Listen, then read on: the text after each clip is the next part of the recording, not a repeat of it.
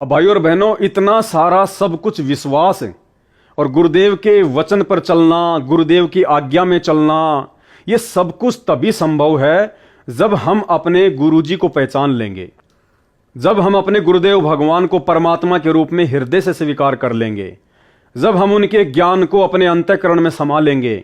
भाइयों और बहनों, उसी समय भगत के अंदर बदलाव आ सकता है। भगत वास्तव में एक सच्चा भगत बन सकता है, अपने गुरुजी की शिक्षाओं पर, उनके वचनों पर दृढ़ होकर चल सकता है। अन्यथा जिस प्रकार एक ट्रेन जाती है दिल्ली से बॉम्बे और जिसने जहां तक की टिकट ले रखी है वो वहीं उतरता चला जाएगा, अंतिम स्टेशन तक वहीं पहुंचेगा जिसने अंतिम स्टेशन तक की टिकट ले रखी है। तो गुरुदेव के वचनों पर अंत समय तक वही भगत टिक कर रह सकता है जिस भगत ने गुरुदेव की वास्तविक परमात्मा वाली स्थिति को पहचान लिया होगा। और उस परमेश्वर के आशीर्वाद से, गुरुदेव भगवान के आशीर्वाद से, आप और हम साथ संगति से जुड़े हुए भाई बहनों का सौभाग्य कि परमेश्वर ने विशेष रजा बख्श के, परमात्मा कहते हैं पिछले जन्म से होते हैं पूर्ण हंस मुराद, ये कोई पिछले जन्म जन्मांतरों की भक्ति और शुभ कर्मों का सहयोग होता है जो भगत अपने गुरुदेव को पहचान पाते हैं। अन्यथा ये लाखों की भीड़ सतलोक आश्रमों से जुड़ी हुई, ये किस प्रकार से सोशल मीडिया पर आए दिन अपने कुकर्मों को दुनिया के सामने प्रदर्शित करती रहती है, आप और हमसे कुछ भी छुपा हुआ नहीं है। तो गुरु जी को परमात्मा मानने के विषय में आदरणीय गरीबदास जी महाराज जी की ये वाणियां हैं। ये पुस्तक है भाई और बहनों यथार्थ भक्ति बोध। इनमें एक वाणी के माध्यम से कि कबीर गुरु को मानुष जो गिने, चरणा अमृत को पान, ते नर नरक में जाएंगे, जन्म जन्म होय स्वान। भाई और बहनों, इस वाणी के माध्यम से सतगुरु रामपाल जी भगवान हमें क्या समझाना चाहते हैं, क्या शिक्षा देना चाहते हैं? सरलार्थ, जो सतगुरु तत्वदर्शी है, तो वर्तमान में हम सबको पता है कि तत्वदर्शी संत कौन है? धरती पर एकमात्र सतगुरु रामपाल जी परमेश्वर जी हैं। उसको परमात्मा के तुल्य ही मानना चाहिए, यानी गुरु को परमात्मा ही मानना चाहिए।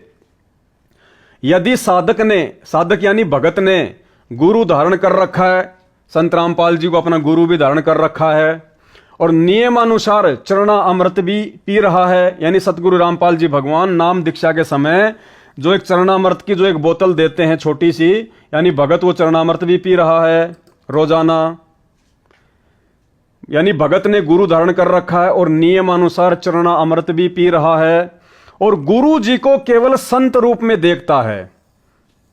यानी वो भगत अपने गुरु को परमात्मा नहीं मानता, भगवान के रूप में नहीं देखता, अपने गुरु को केवल संत रूप में देखता है। केवल एक सामान्य व्यक्ति, सामान्य संत, एक मानुष रूप में यदि वो अपने गुरु को देख रहा है, और मानुष रूप में गुरु को देखने का मतलब है गुरु के रहते सहते इस कागज वाली फोटो को भगवान मानना, इस कागज के टुकड़े को कबीर मानकर अपने घर में इसकी फोटो रखना, अपने दरबार में फोटो रखना और प्रति वर्ष जून के महीने में इसको भगवान मानकर इसका प्रकट दिवस मनाना, कबीर प्रकट दिवस।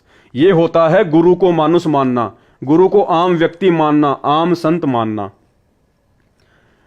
और गुरु जी को केवल संत रूप में देखता है और परमात्मा अन्य मानता है, और परमात्मा अन्य मानता है, यानी परमात्मा संगत आज मान रही है इस कागज की फोटो को, गुरु जी को तो केवल संत रूप में देख रही है और परमात्मा मान रही है इस कागज के टुकड़े को, कबीर जी की नकली फोटो को, काल्पनिक फोटो को। और परमात्मा अन्य मानता है तो वह शिष्य पार नहीं हो सकता, उस भगत का मोक्ष नहीं हो सकता। यानी आज सतलोक आश्रमों से जुड़ी हुई 90% संगत, साथ संगति से जुड़े हुए सत्सेवक भाई बहनों को छोड़कर जितने भी भगत हैं, वो भगत वर्तमान समय में सतलोक जाने वाली स्थिति में नहीं है। वर्तमान में वो पूर्ण मोक्ष प्राप्त करने वाली स्थिति में नहीं है, क्योंकि वो भगत परमपिता परमेश्वर जी की इस अमर अटल वाणी के अनुसार नहीं चल रहे हैं। कबीर गुरु को मानुष जो गिने, कर चरणा अमृत को पान, ते नर नरक में जाएंगे, जन्म जन्म होए स्वान। जो सतगुरु तत्वदर्शी है, यानी हम तत्वदर्शी संत के शिष्य हैं, उसको परमात्मा के तुल्य ही मानना चाहिए।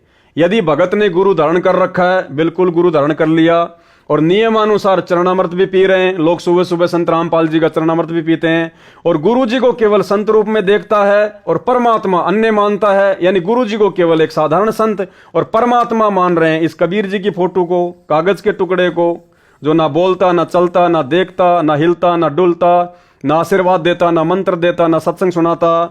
तो वह शिष्य, यानी ऐसी गलती करने वाला वह शिष्य, वह भगत, तो वह शिष्य पार नहीं हो सकता, उसका मोक्ष नहीं हो सकता। अर्थात जिन जिन भगत भाई बहनों के घरों में आज भी इस दाढ़ी मूछ वाले कबीर जी की ये काल्पनिक, ये नकली फोटो रखी हुई है, जिन जिन के दरबार साहिब में ये फोटो रखी हुई है, जो व्यक्ति इस फोटो का सुबह शाम दोपहर दर्शन करते हैं, जो हर साल जून के महीने में इस कागज की फोटो का कबीर प्रकट दिवस मनाते हैं, वो व्यक्ति कभी भी पार नहीं हो सकता। पार नहीं हुआ तो श्वान यानी कुत्ते आदि के शरीर धारण करेगा। यानी सच्चे गुरु की शरण में आने के बाद भी, तत्वदर्शी संत की शरण में आने के बाद भी, जिस भगत ने भक्ति करते करते अपने गुरु को ही भगवान नहीं माना, परमात्मा नहीं माना, और गुरु के रहते सहते किसी और को भगवान मानता रहा, किसी और का प्रकट दिवस मनाता रहा, किसी और की फोटोओं को अपने घर में लगाता रहा, तो कहते हैं वो भगत भक्ति करते करते भी पार नहीं हो पाएगा। और पार नहीं हुआ तो फिर क्या बनेगा? श्वान, कुत्ता। गुरु और परमात्मा में कोई अंतर नहीं होता। जब तक दो समझ कर चाल रहा है, कबीर साहब कहते हैं, वो कुत्ते की दुनिया में जागा। तो आज सतलोक आश्रमों से जुड़े हुए 90% भगत, सतगुरु रामपाल जी परमेश्वर जी का कलयुगी परिवार, उनके भाई बंधु रिश्तेदार, ये कोऑर्डिनेटर, सब के सब इसी को भगवान मानते हैं।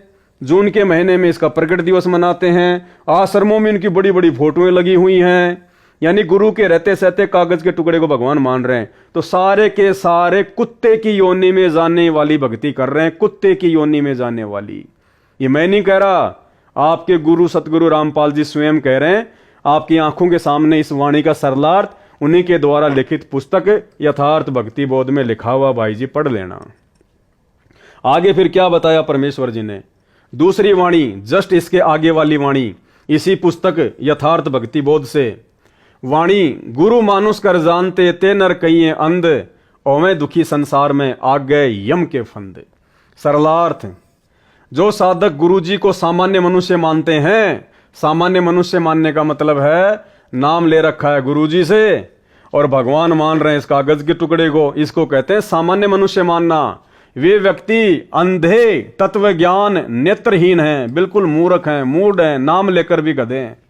उनको भक्ति का कोई लाभ नहीं मिलता, जिस कारण से इस संसार में भी दुखी रहेंगे तथा फिर यमराज के नरक का भी कष्ट भोगना पड़ेगा। मरने के बाद में, भक्ति करते करते भी मरने के बाद में नरक में जाना पड़ेगा। तो भाइयों और बहनों, क्यों आफत मोल ले रहे हो? सीधा सीधा परमात्मा धरती पर प्रकट है, समझाने में बताने में कोई कसर नहीं छोड़ रखी है, और तुम अपनी मूर्खता में इस कागज के टुकड़े को भगवान मान के पूज रहे हो, प्रकट दिवस मना रहे हो, बड़े बड़े पोस्टर लगा रखे हैं आश्रमों में। अरे भैया, गुरु जी का परिवार पार नहीं करेगा। गुरु जी के बेटा बेटी, ये कोऑर्डिनेटर तुम्हारी नैया पार नहीं लगाएंगे। इनकी खुद की नैया तो दलदल में धसी हुई है, दलदल में। ये सभी लोग आने वाले समय में रोएंगे, पछताएंगे और समय हाथ से निकल जाएगा। ये सभी लोग आने वाले समय में रोएंगे, पछताएंगे, लेकिन उस समय तक जब इनको ये बातें समझ में आएंगे ना, जो बातें वर्तमान में सत्सेवकों के आ चुकी हैं, ये बातें जब तक इनके समझ में आएंगी तब तक तो समय हाथ से निकल चुका होगा। और बाद में फिर परमात्मा कहते हैं कि अब पछताए क्या हो जब चिड़िया चुग गई खेत।